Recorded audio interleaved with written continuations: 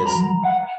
So yes, భక్తులందరికీ Hare Krishna. So thank you very much for joining. So ఈరోజు ఈ కీర్తన చేద్దాం. ఈ కీర్తన ఎవరికైనా గుర్తుందా? సో మనం లాస్ట్ టైం చేసాం కీర్తన ఇది. సో ఎవరన్నా చేయగలుగుతారా ఈ కీర్తన?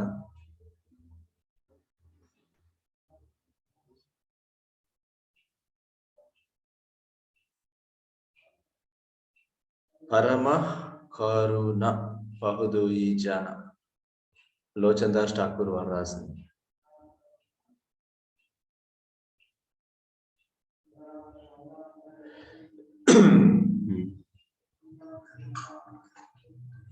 ఓకే, సరే అయితే సో నేనే చేస్తాను. సో ఒకసారి మళ్ళీ అందరూ గుర్తు పెట్టుకోవడానికి ప్రయత్నం చేయండి.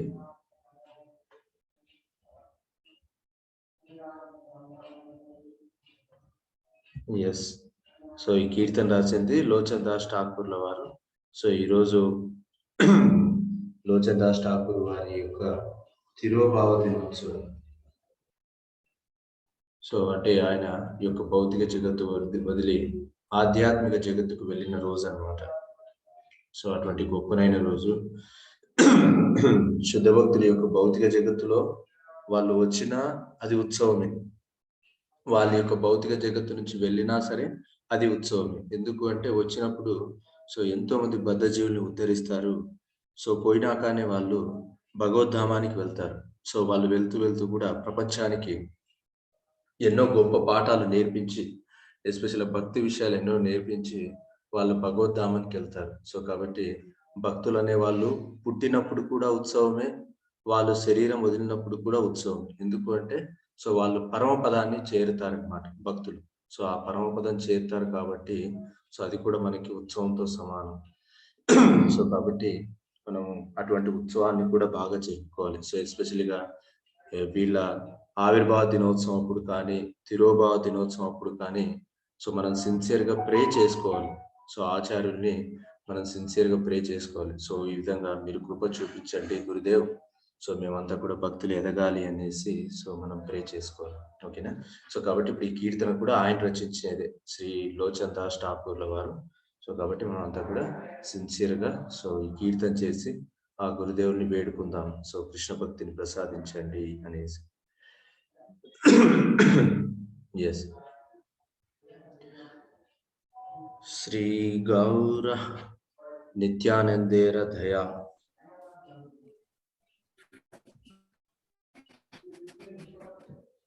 ఎస్. హరే కృష్ణ. మ్యూట్ చేసుకోండి అందరూ. లోచన్ దాస్ ఠాకూర్ की जय, श्रील प्रभुपाद की जय. परम करुणा बहुदूई जाना, निताय गौर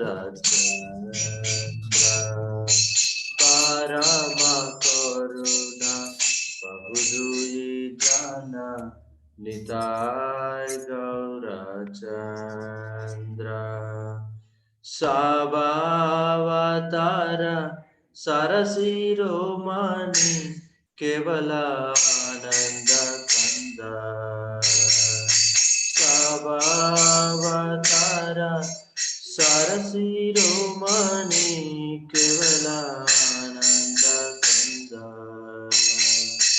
बाजो बाजो चैतन्यानी काय सुदृढ़ विश्वास बाजो बाजो चैतन्यानी काय सुदृढ़ विश्वास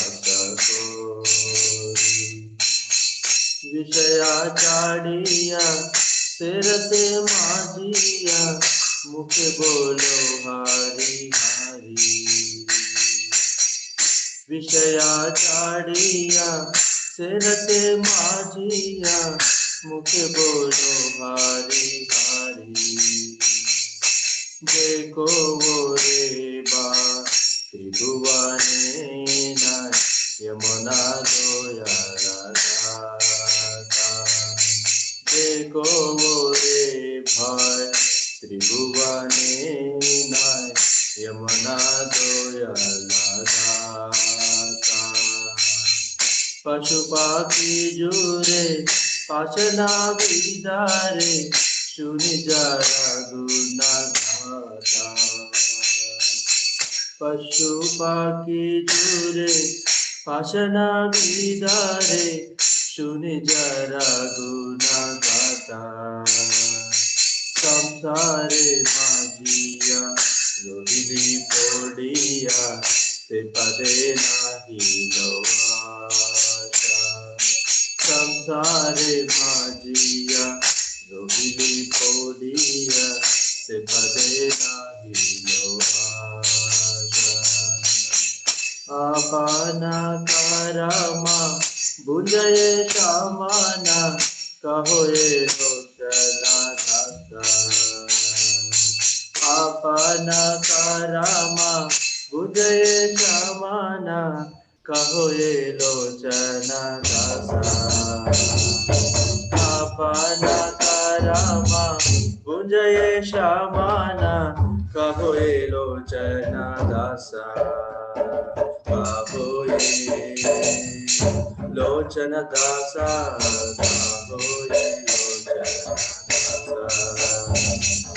परम करुणा अभिदुई जाना निताय अभावतारा सरसी रोमानी केवल आनंद चंदा सरसी रोमानी केवल आनंद चंदा बाजो बाजो चैतन्य निकाय सुदृढ़ विश्वास विषया काढ़िया से रसे बाजिया मुखे बोलो हारी हारी देखो वो त्रिभुवने नाय यमुना गोयाला पाशु पाखी जोरे पाचना विदारे सुनि जरा गुना गाता संसारे माजिया रोहिणी पोड़िया से पदे नाही लोआशा अपना करमा बुझे समाना कहो ये लोचना दासा कहो ये लोचन दासा कहो ये लोचना दासा ओ देव वैष्णव ठाकुर वैष्णव ठाकुर वैष्णव ठाकुर ओ देव वैष्णव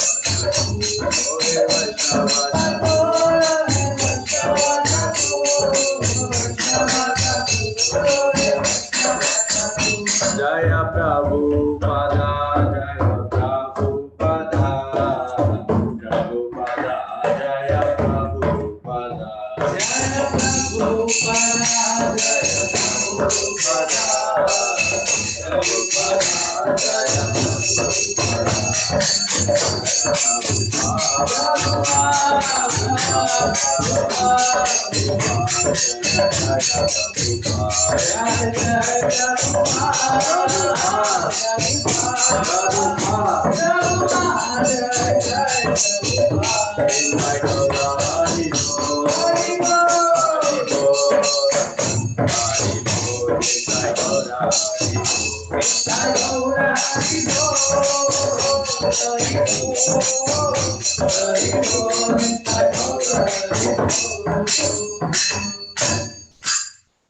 श्री श्रीलोचन दास ठाकुर की जय, जगतगुरु श्री प्रभुपाद की जय, कलियुग धर्म नाम संकीर्तन की जय, जय गौर प्रेमानंदे हरि हरि।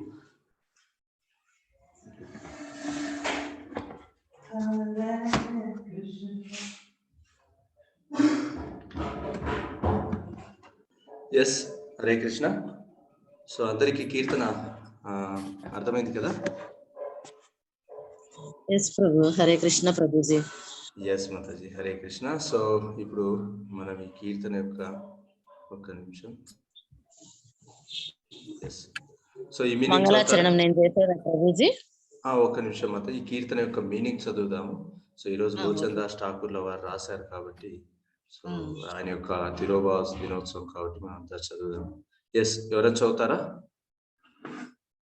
ఈ కీర్తన యొక్క భావం ఇది. నేను చదువుతాను ప్రభు. హరే కృష్ణ. చదవండి మాత. తేజస్వి. పరమ పూజ్య శ్రీ శ్రీమతి ఏసి భక్తి వేదాంత స్వామి ప్రభుపాదుల వారి భాష్యం. ఇది లోచన దాస ఠాకూర్లు రచించిన గీతము. బహు అనగా ప్రభువు అని, దుయి జన అనగా ఇద్దరు అని అర్థము. నితాయ్ గౌరచంద్రులనడి ఇరువురు ప్రభువులు పరమ కారణమయులని లోచన దాస ఠాకూర్లు ప్రకటిస్తున్నారు. సభ అవతార్ సార శిరోమణి వారు సమస్త అవతారముల సారము. ఈ అవతారముల విశిష్టత ఏమిటంటే, వారు తెలిపిన ఆత్మ సాక్షాత్కార మార్గము కేవలము ఆనందమయము, అంటే కేవలము ఆనంద కష్ట. ఎందుకనగా వారు నృత్య గీతములను దానికై ప్రవేశపెట్టిరి. రామాది అనేక అవతారములను శ్రీకృష్ణుడు ఉపదేశించిన భగవద్గీతను తెలుసుకోవాలంటే జ్ఞానము మరియు అవగాహన అవసరమవుతాయి. కానీ శ్రీ చైతన్య నిత్యానందులు కేవలము ఆనందమయమైనట్టి విధానమును నృత్య గీతాలు ప్రవేశపెట్టిరి. అందుకే లోచన దాస ఠాకూర్లు ప్రతి ఒక్కరిని ఈ విధముగా కోరుతున్నారు. భజో భజో బాయ్ చైతన్య నితాయ్. ప్రియమైన సోదర శ్రీ చైతన్య నిత్యానందులను దృఢమైన విశ్వాసముతో భజింపుమని ప్రార్థిస్తున్నాను అని పలికారు. ఈ నృత్య గీత పద్ధతి వాంఛిత లక్ష్యాన్ని చేకూర్చదని ఎంత మాత్రమో భావించరాదు. అది తప్పకుండా లక్ష్యాన్ని చేకూరుస్తుంది. ఈ పద్ధతి ద్వారా పరిపూర్ణతను సిద్ధిస్తుందని శ్రీ చైతన్య మహాప్రభువు హామీ ఇచ్చారు. కనుక దృఢమైన నమ్మకముతో విశ్వాసముతో హరినామమును అందరూ కీర్తింపవలెను. విశ్వాసకరి. కానీ ఆ పద్ధతి ఏమిటి? విషయ చాడియా సే రసే మాజియా. ఈ పద్ధతి ద్వారా మానవుడు కృష్ణ చైతన్యవంతుడు కాగోరితే వారు ఇంద్రియ భోగాన్ని విడిచిపెట్టాలి. ఇదొక్కటే దీనిలో ఉన్నటువంటి నిబంధన. ఎవరైనాను ఇంద్రియ భోగాన్ని త్యజించగలిగితే వాంఛిత లక్ష్యాన్ని తప్పక పొందుతాడు. ముఖే జాలో హరి హరి. మానవుడు ఎటువంటి ఇంద్రియ భోగవాంఛ లేకుండా హరే కృష్ణ హరి హరి అని కీర్తించాలి. దేకో ఓరే బాయ్ త్రిదువనే నాయ్. సోదరా, దీనిని ఒకసారి పరీక్షించి. హరే కృష్ణ ప్రభు.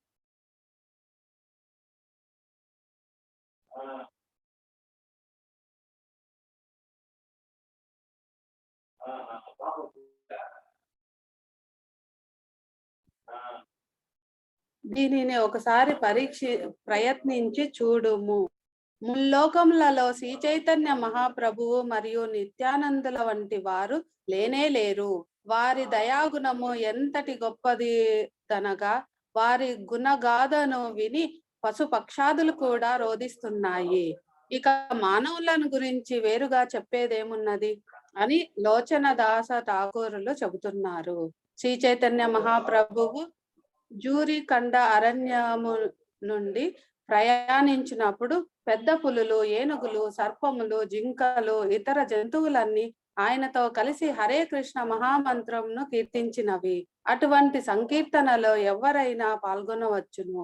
జంతువులు కూడా దానిలో పాల్గొనిన వనినచో ఇక మానవుల గూర్చి చెప్పేదేమున్నది? అయినా జంతువుల చేత హరినామ సంకీర్తన చేయించుట సాధారణ మానవులకు సాధ్యపడదు. కానీ శ్రీ చైతన్య మహాప్రభువు జంతువులను కీర్తించేలా చేయగలిగినందున కనీసము మనము హరే కృష్ణ మహామంత్రము కీర్తన మార్గమును అంగీకరించేలా జనులను ప్రోత్సహించవచ్చును. ఇది ఎంత గొప్పదనగా పాషాణ హృదయుడైన వ్యక్తి కూడా చివరకు దీని వలన కరిగిపోగలడు. కానీ తాను ఇంద్రియ భోగముతో చిక్కుపడితినని లోచన దాస ఠాకూరులు విచారిస్తున్నారు. ఆయన తనకు తానే సంబోధించుకుంటూ, ఓ మనసా, నీవు ఇంద్రియ భోగంలో మునిగిపోయావు. హరే కృష్ణ మహామంత్ర కీర్తన పట్ల నీకు ఎట్టి ఆకర్షణ లేదు. నీకు శ్రీ చైతన్య మహాప్రభువు మరియు నిత్యానందుని పాద పద్మముల పట్ల ఆకర్షణ లేదంటే నేను ఏమని చెప్పేది? అది నా దురదృష్టం అని నేను భావిస్తాను. ఈ సంకీర్తన పట్ల ఆకర్షితుడను కాకుండా చేస్తూ మృత్యు దేవత అయిన యమరాజు నన్ను శిక్షిస్తున్నాడు. Hare Krishna Prabhu. Yes Mataji, Hare Krishna. Thank you very much Mataji. So Hare Krishna. So మనం చూసాం కదా, సో ఇది గొప్ప భావన అనమాట, ఆచార్యులకు గొప్ప భావన.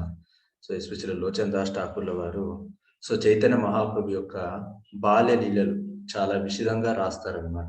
సో దాన్ని ఏమంటారంటే చైతన్య మంగళ్ అంటారు.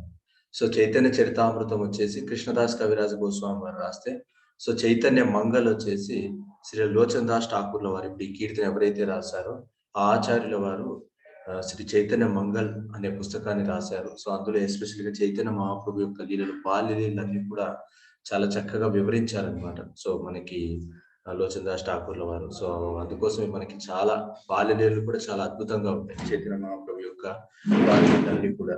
సో అందుకోసం అనేసి ఇక్కడ బాల్య లీలలు రాశారనేసి కృష్ణదాస్ కవిరాజ్ గోస్వామి సో ఆయన కొన్ని లీలలు ఈ యొక్క పుస్తకం నుంచి తీసుకోవడం జరుగుతుంది.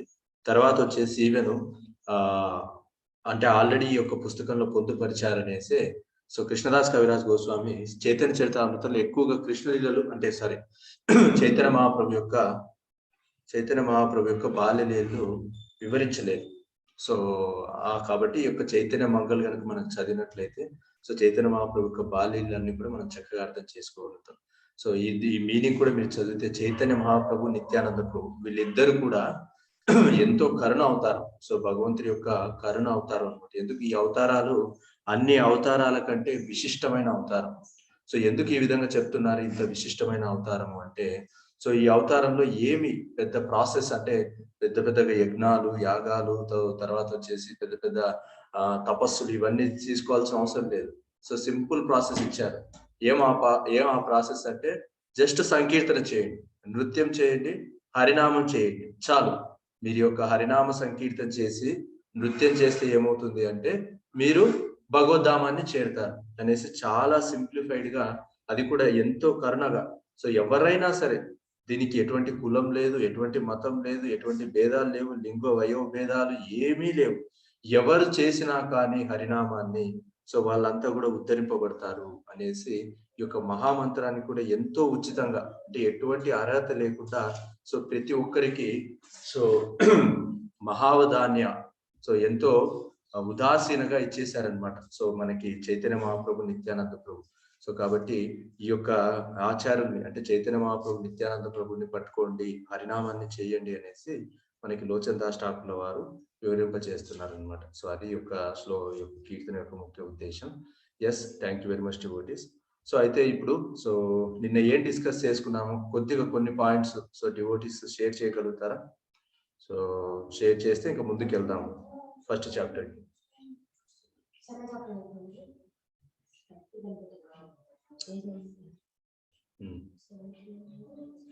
ఎవరు షేర్ చేస్తారు? నిన్న ఏం డిస్కస్ చేసుకున్నాం? సో భగవద్గీత 2వ అధ్యాయంలో సో ఉపోద్ఘాత ఇంట్రొడక్షన్ అంతా కూడా డిస్కస్ చేసుకున్నాం. సో కొన్ని పాయింట్స్ షేర్ చేయండి డివోటీస్.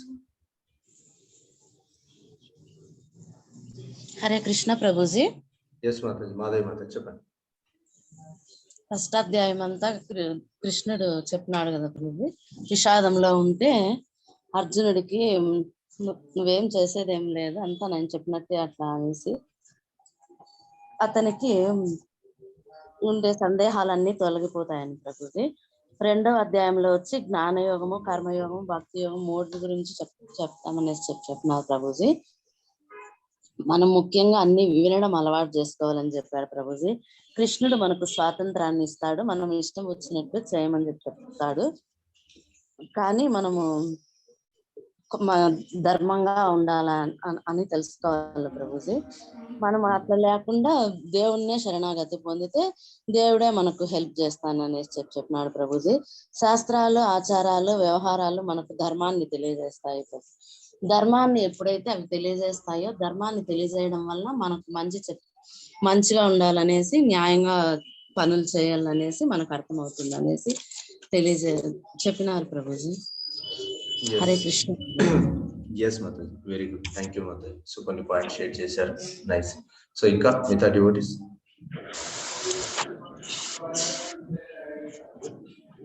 హరే కృష్ణ ప్రభుజీ. చెప్పండి ప్రభు. రంగారావు ప్రభుజీ, ఇప్పుడు ఈ 2వ అధ్యాయాన్ని గీతాసారం అని చెప్పడం జరిగింది ప్రభుజీ. గీతాసారం అంటే యాక్చువల్ గా ఈ గీత మొత్తం 2వ అధ్యాయాన్ని మొత్తం 5 కేటగిరీలుగా విభజించారు ప్రభుజీ. 1వ కేటగిరీ, ఏ కేటగిరీలో 2.1 నుంచి 2.10 శ్లోకం వరకు, దాంట్లో అర్జునుడికి డౌట్స్ వచ్చినాయని, ఆ డౌట్స్ అన్నిటి కూడా క్లియర్ కావాలంటే మనము కృష్ణుడికి సరెండర్ కావాలని చెప్పారు ప్రభుజీ. 2.1 to 2.10. అదే విధంగా డి కేటగిరీలో 2.11 to 2.30 శ్లోకం వరకు జ్ఞానం గురించి బోధించారు ప్రభుజీ. జ్ఞానం అంటే మన దేహం కాదు, ఆత్మ అని చెప్పారు ప్రభుజీ. ఆత్మకి ఆత్మ సంపద కానీ చంపబడదు కాదని చెప్పారు ప్రభుజీ. జన్మం కానీ మరణం కానీ లేదు అని చెప్పారు ప్రభుజీ. అది ఆత్మ నిత్యము, శాస్త్రము, పురాతనము, నాశనం లేదని చెప్పారు ప్రభుజీ. ఈ విధంగా జ్ఞానం గురించి 2 కేటగిరీలో చెప్పారు ప్రభుజీ. అలాగే సి కేటగిరీలో 2.31 to 2.38 కర్మకాండ గురించి చెప్పారు ప్రభుజీ. అంటే కర్మకాండ అంటే మనము చేయవలసిన విద్యుత్ కర్మలు మనం చేయాలి ప్రభుజీ. అంటే మనం చేయవలసిన కర్మలు మాత్రం కంపల్సరీ చేయాలి. దానివల్ల మంచిగా జరుగుతుంది కానీ చెడు జరగదు. కానీ చేయవలసిన పనులు చేయకపోవడం వల్ల కూడా మనకి పాపం జరుగుతుందని చెప్పారు ప్రభుజీ. అది 2 సి కేటగిరీలో కర్మకాండలో చెప్పారు ప్రభుజీ. తర్వాత డి కేటగిరీలో 2.39 to 2.53 నిష్కామ కర్మ గురించి చెప్పారు ప్రభుజీ.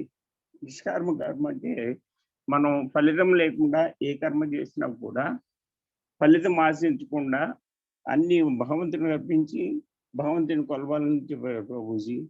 అలాగే ఈ కేటగిరీలో 2.54 to 2.72 వరకు భక్తి యోగం గురించి, లేకపోతే స్థిత ప్రజ్ఞ గురించి చెప్పడం జరుగుతుంది ప్రభుజీ. ఈ స్థిత ప్రజ్ఞ అంటే ఎవరైతే మనమందరం కృష్ణుని అంశం అనుకుంటారు, కృష్ణుడే భోక్త అని అనుకుంటారు, అలాగా మన ఇంద్రియాల తృప్తిగా మన తృప్తి పడకుండా కృష్ణుని ఇంద్రియాలు తృప్తి పరుస్తారు. ఎవరైతే కృష్ణుని భావంలోనే ఉంటారో, ఎవరైతే కృష్ణుని స్మరిస్తారో, ఎవరైతే ప్రేమపూర్వకంగా కృష్ణుతో భక్తి సంబంధం పెంచుకుంటారో వారిని స్థిత ప్రజ్ఞుడు అంటారు ప్రభుజీ. ఆ పద్ధతిని కృష్ణ చైతన్యం అంటారు ప్రభుజీ. ఈ సంపూర్ణమైన జ్ఞానం ఇచ్చారు కాబట్టి ఈ 2వ అధ్యాయాన్ని గీతాసారం అని అంటారని చెప్పారు Prabhuji. Hare Krishna. Yes, Hare Krishna. So thank you very much Prabhu. So Rangarao Prabhu, nice. So Madhavi Mataji, Rangarao Prabhu so point share చేశారు. So very good. So of course so మనకి టైం లేదు. సో మిగతా డివోటీస్ కూడా షేర్ చేయొచ్చు. సో మళ్ళీ మిగతా డివోటీస్ రేపు చెప్పండి, ఓకేనా? సో హరే కృష్ణ. ఎస్, మంగళాచరణ శ్లోకాలు చెప్పండి, క్లాస్ స్టార్ట్ చేద్దాము. ఎవరు చెప్తారు? సో మిగతా వాళ్ళు ఎవరైనా ట్రై చేయండి, చెప్పండి. ఓం అజ్ఞానతిమిరాంధస్య జ్ఞానాంజనశలాకయా చక్షురున్మీలితం యేన తస్మై శ్రీ గురవే నమః. శ్రీ చైతన్యమనోభీష్టం స్థాపితం యేన భూతలే స్వయం రూపం కథామహ్యం తథాతి సప్తదాంతికం వందేహం శ్రీ గురు శ్రీయుత పదకమలం శ్రీ గురున్ వైష్ణవాచ శ్రీ రూపం సాగ్రజాతం సహగణ రఘునాథం వితం తం సజీవం సాద్వైతం సావధూతం పరజన సహితం కృష్ణ చైతన్య దేవం శ్రీ రాధా కృష్ణ పాదాను సహగణ లలిత శ్రీ విశాఖాంతాంచ హే కృష్ణ కరుణా సింధు దీనబంధు జగత్పతి గోపేశ గోపికా కాంత రాధాకాంత నమస్తుతే తప్త కాంచన గౌరాంగి రాధే బృందావనేశ్వరి వృషభానుసుతే దేవి ప్రణమామి హరిప్రియే వాంఛకల్పతరుభ్యశ్చ కృపా సింధుభ్య ఏవ చ పతితానాం పావనేభ్యో వైష్ణవేభ్యో నమో నమః. నమః ఓం విష్ణుపాదాయ కృష్ణప్రాస్తాయ భూతలే శ్రీమతే భక్తి వేదాంత స్వామినితి నామిని. నమస్తే సారస్వతీ దేవే గౌరవాణి ప్రచారిణి నిర్విశేష శూన్యవాద పాశ్చాత్య దేశధారిణి. జై శ్రీ కృష్ణ చైతన్య ప్రభో నిత్యానంద శ్రీ అద్వైత గదాధర శ్రీవాసాది గౌర భక్త బృంద. Hare Krishna Krishna Krishna Hare Hare, Hare Rama Rama Rama Hare Hare. Hare Krishna. Yes Mataji, thank you. So ఓం నమో భగవతే వాసుదేవాయ. సో ఇది కూడా చెప్పండి devotees.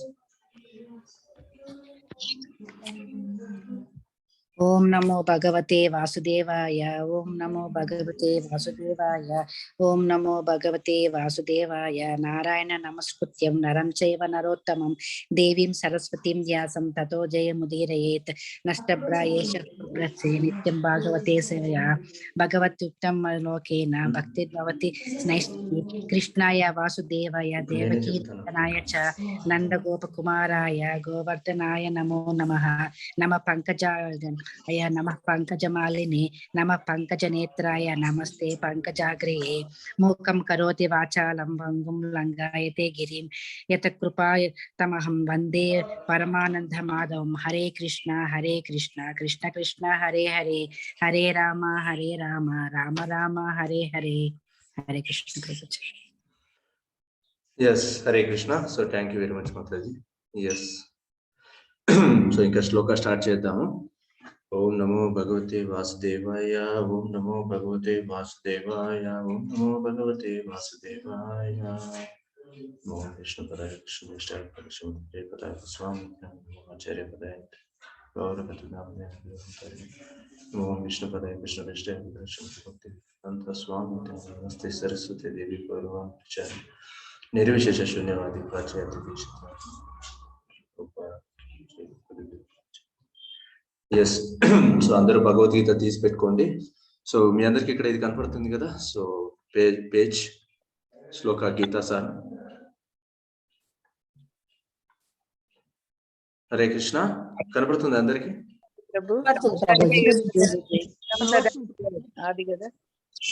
Yes, so Bhagavadgita second chapter పేరు గీతా సారం. శ్లోక 1, ఫస్ట్ మొదటి శ్లోకం. సంజయ ఉవాచ. సో నేను మీనింగ్స్ చెప్తాను. సో అంటే లైన్ బై లైన్ చదువుకుంటూ సో ఒక్కొక్క మీనింగ్ సో అలా ముందుకెళ్తాము. సంజయ ఉవాచ. సంజయుడు చెప్తున్నాడు అనమాట. తం తదా కృపయా ఆవిష్టం అశ్రుపూర్ణ కులేక్షణం విషీదంతం ఇదం వాక్యం ఉవాచ మధుసూదనః.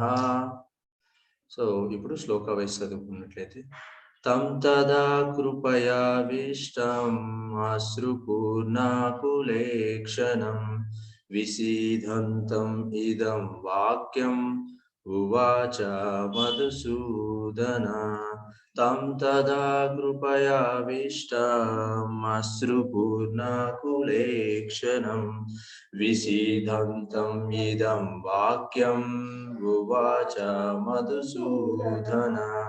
తం తదా కృపయావిష్టం అశ్రుపూర్ణకులేక్షణం విషీదంతం ఇదం వాక్యం ఉవాచ మధుసూదనః. ఎస్, సో ఒక ఇద్దరు ముగ్గురు డివోటీస్ చెప్పండి. ఇప్పుడు దాకా చెప్పిన వాళ్ళు కాకుండా వేరే వాళ్ళు ఈ శ్లోకం. ప్రభు నేను చెప్తాను ప్రభు. చెప్పండి. హరే కృష్ణ ప్రభు.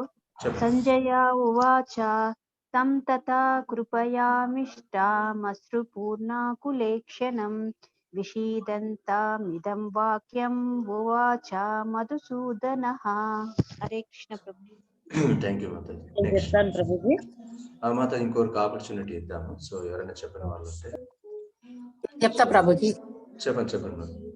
సంజయ ఉవాచ తం తదా కృపయావిష్టమశ్రుపూర్ణకులేక్షణం విషీదంతమిదం వాక్యమువాచ మధుసూదనః. Hare Krishna Prabhuji.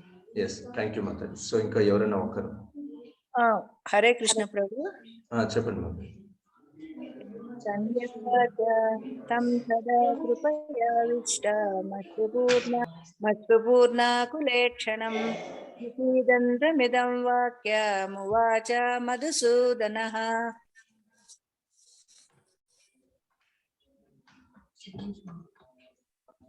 Hare Krishna Prabhu. Yes Mataji, thank you very much Mataji. So ఒక్క నిమిషం, ఇక్కడ పిల్లలు కూడా చెప్తారట.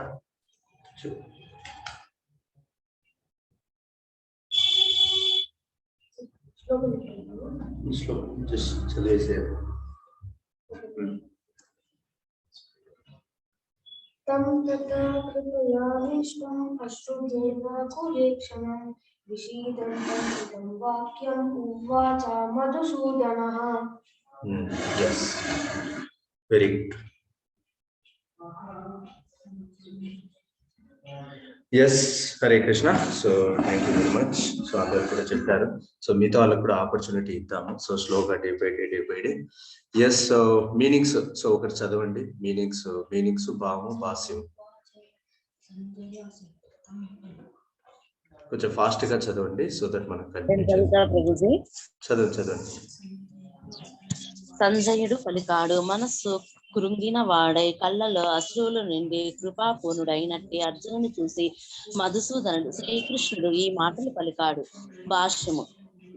లౌకికమైన జాలి, శోకం, కన్నీరు అవేవన్నీ ఆత్మను గురించి తెలియకపోవడానికి చిహ్నాలు. నిత్యమైన ఆత్మ పట్ల చూపే జాలియే ఆత్మానుభవము. ఈ శ్లోకంలో మధుసూదన అనే పదము ముఖ్యమైనది. శ్రీకృష్ణ భగవానుడు మధు అనే దానవుని సంహరించాడు. కర్తవ్య నిర్వహణలో తనను ఆవరించినట్టి అపార్థమనే దానవుని ఇప్పుడు శ్రీకృష్ణుడు వధించాలని అర్జునుడు అనుకున్నాడు. జాలి ఎక్కడ వాళ్ళో ఎవరికీ తెలియదు. మిగిలిపోతున్న వ్యక్తి వస్త్రాలపై జాలి బాహ్య వస్త్రాన్ని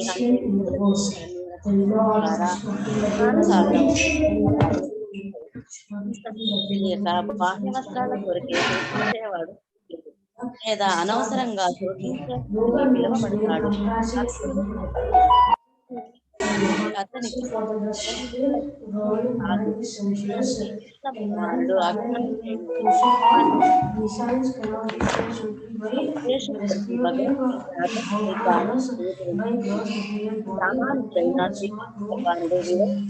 భౌతిక దేహానికి ఆత్మకు సంబంధించిన శౌర్యాన్ని ఈ అధ్యాయము మనకు బోధిస్తుంది. మనిషి కర్మఫలాశక్తి లేకుండా పనిచేస్తూ నిజ ఆత్మ భావనలో సుస్థిరంగా నిలిచినప్పుడే ఈ అనుభూతి సాధ్యపడుతుంది. Krishna Prabhu. Yes, Hare Krishna Mataji, thank you very much. Yes, Analytical study of material body and spirit soul as explained by the Supreme Authority, not realization is possible when one works without attachment. So slide కనపడుతుంది కదా అందరికి, PPT. Conception or yes, thank you. Yes, so ఈరోజు మనం discuss చేయబోయే శ్లోక ఇది second శ్లోక. So first శ్లోక సో నిన్నంతా కూడా దీని యొక్క ఉపోద్ఘాతం అంతా తెలియజేశాము ఇక్కడ. సో అర్జునుడు ఈ విధంగా మనం last before first chapter so 46th శ్లోకాలు సో మనం చూస్తే, హరే కృష్ణ, దయచేసి అందరూ మ్యూట్ చేసుకోండి. సో మీకు డౌట్ ఉన్నప్పుడు మాత్రమే అన్మ్యూట్ చేసుకోండి.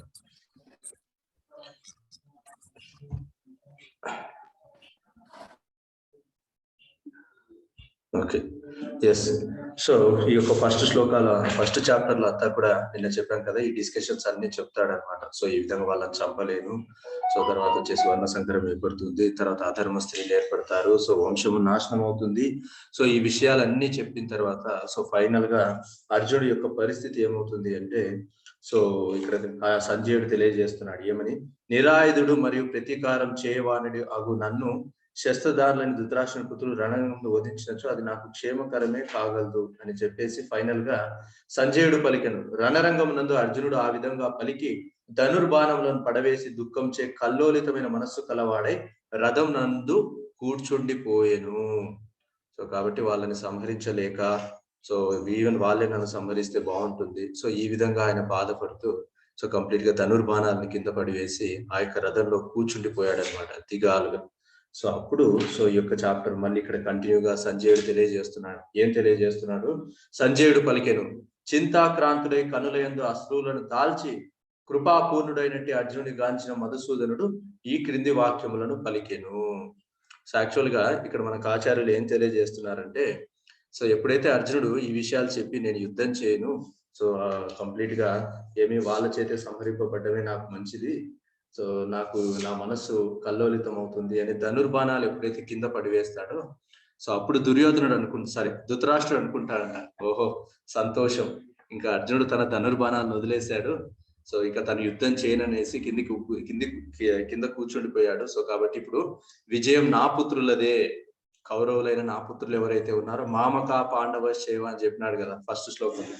సో కాబట్టి ఇప్పుడు విజయం మా పుత్రులదే అనేసి ఆయన చాలా సంతోషంగా ఉండిపోయాడట. సో ఇంకా నా కొడుకులే రాజులు అవుతారు, ఇంకా పాండవులంతా అరణ్యానికి వెళ్ళిపోతారు, లేదంటే కంప్లీట్ వాళ్ళు ఎక్కడికి వెళ్ళిపోని, సో ఇప్పుడు మా పుత్రులు మాత్రము రాజులు అవుతారు అనేసి చాలా సంతోషంగా ఉన్నాడు. సో అలా ఎప్పుడైతే ఆ భావన చెందాడో, సో ఇమ్మీడియట్ గా సో సంజయుడి ఈ మాట చెప్పడం మొదలు పెట్టాడట. సో ఎక్కడ ఈ రాజు మా రాజు డిసైడ్ అయిపోయాడేమో, సో ఇంకా రాజ్యం మాకే అనేసి, కానీ ఇంకా జరగాల్సింది చాలా ఉందన్నమాట ముందు. అందుకోసం అనేసి ఇమ్మీడియట్ గా ఈ విషయం చెప్పుకుంటూ వచ్చాడు. ఇలా ఎప్పుడైతే చింతాక్రాంతుడై కూర్చున్న అర్జునుడిని చూసి భగవంతుడైన మధుసూదనుడు ఈ విధంగా పలకసాగాడు అని ఎప్పుడైతే ఈ విషయం చెప్తాడో, అప్పుడు మళ్ళీ ధృతరాష్ట్రుడు కూడా తను ఇంతవరకు ఏదైతే ఆనందంగా ఉన్నాడో, సో మళ్ళీ ఆనందం పోయి మళ్ళీ బాధపడతాడంట. అయ్యో నేను అర్జునుడు సో వదిలేశాడు అనుకున్నాను, మళ్ళీ ఇప్పుడు కృష్ణుడు ప్రోద్బలం చేస్తున్నాడు, సో ఇంకా కృష్ణుడు ఇన్వాల్వ్ అయ్యాడంటే సో ఖచ్చితంగా మళ్ళీ యుద్ధం అనేది అనివార్యం అవుతుంది అనేసి మళ్ళీ ధృతరాష్ట్రుడు బాధపడడం జరిగిందంట. సో ఇది మనకి ఆచార్యులు చెప్తున్నారు అనమాట. అంటే చూడండి, ఇక్కడ మనకి యాక్చువల్గా ఈ శ్లోకం లేదు, ఓకేనా. సో అంటే ఇక్కడ సంజయుడు ఈ విధంగా ఉన్నాడు, ఈ విధంగా చెప్పేసరికి ధృతరాష్ట్రుడు బాగా ఆనందపడినాడు, మళ్ళీ కృష్ణుడు చెప్పేసరికి ధృతరాష్ట్రుడు బాధపడినాడు అనేసి మనకి ఈ శ్లోకాలు అయినప్పటికీ కూడా ఆచార్యులు దృష్టి వాళ్ళకి అలా ఉంటుందన్నమాట. అంటే ప్రత్యక్షంగా ఆచార్యులు సో ఒక సన్నివేశంలో, ఎస్పెషల్ గా భగవంతుడికి సంబంధించిన భక్తులకు సంబంధించిన సన్నివేశాల్లో వాళ్ళు ప్రత్యక్షంగా దర్శిస్తారనమాట. అంటే ఈ సన్నివేశంలో ఏం జరిగి ఉంటుంది అనేసి వాళ్ళకి క్లియర్ గా అర్థమవుతుంది. అందుకోసం అనేసి మనం ఆచార్యులు ఏమని పిలుస్తున్నాం అంటే తత్వదర్శిన అనేసి మనం సంబోధిస్తున్నాం. వాళ్ళు తత్వాన్ని దర్శిస్తారు, మనం జస్ట్ చదువుతాం అంతే. మనం భగవద్గీతలో ఉండేది సో చదువుతాం, కానీ వాళ్ళు చదవరు, దర్శిస్తూ ఉంటారు. అంటే ప్రతి వాక్యం వెనకాల సో కృష్ణుడు సాక్షాత్తుగా సో అర్జునుడికి చెబుతున్నట్లు, అర్జునుడు వింటున్నట్లు, సో ఆ విధంగా వాళ్ళు అందులో ఇన్వాల్వ్ అవుతారు అనమాట. సో అలా ఇన్వాల్వ్ అయ్యి వాళ్ళు దర్శిస్తూ ఉంటారు అనమాట. భగవద్గీతని కానీ, భాగవతాన్ని కానీ, శాస్త్రాలు కానీ. సో ఈవెన్ మీరు కృష్ణా బుక్ కూడా చూస్తే, కృష్ణా బుక్ లో ఎన్నో లీలల గురించి వివరిస్తారు ఆచార్యులు. సో అంటే అదేదో చెప్తారు ఏమనేసి అంటే, టెలిస్కోప్ పెట్టి చూసినంత దగ్గరగా, సో అంటే అంత గొప్పగా ఆచార్యులు దర్శిస్తారంట. ఈ క్షణంలో కృష్ణుడి యొక్క భావన ఎలా ఉండింటుంది, భక్తుల యొక్క భావన ఎలా ఉండింటుంది, సో ఈ ప్రకృతి అంతా కూడా ఏ విధంగా స్పందించి ఉంటుంది. సో ఈ విధంగా ప్రతిదీ కూడా పిన్ టు పిన్ కూడా దర్శించి చెప్పగలరు అనమాట ఆచార్యులు. సో అందుకోసం అనేసి వాళ్ళని తత్వదర్శిన అన్నారు.